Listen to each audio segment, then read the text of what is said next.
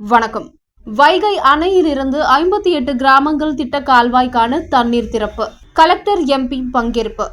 தேனி மாவட்டம் வைகை அணையிலிருந்து 58 கிராமங்கள் திட்ட கால்வாய்க்கான தண்ணீரை மாவட்ட ஆட்சித்தலைவர் ரஞ்சித் சிங், தேனி பாராளுமன்ற உறுப்பினர் தங்க தமிழ்ச்செல்வன் மற்றும் உசிலம்பட்டி சட்டமன்ற உறுப்பினர் ஐயப்பன் ஆகியோர் முன்னிலையில் திறந்து வைத்தனர். தமிழ்நாடு அரசின் உத்தரவுப்படி வைகை அணையிலிருந்து மதுரை மாவட்டம் உசிலம்பட்டி வட்டம் மற்றும் திண்டுக்கல் மாவட்டம் நிலக்கோட்டை வட்டத்திற்குட்பட்ட 58 கிராமங்கள் திட்ட கால்வாய்க்கு வினாடிக்கு 150 கன அடி வீதம் 300 மில்லியன் கன அடி தண்ணீர் நீர் இருப்பு மற்றும் நீர்வரத்தை பொறுத்து நேற்று அக்டோபர் 29 முதல் தண்ணீர் திறந்துவிடப்பட்டது.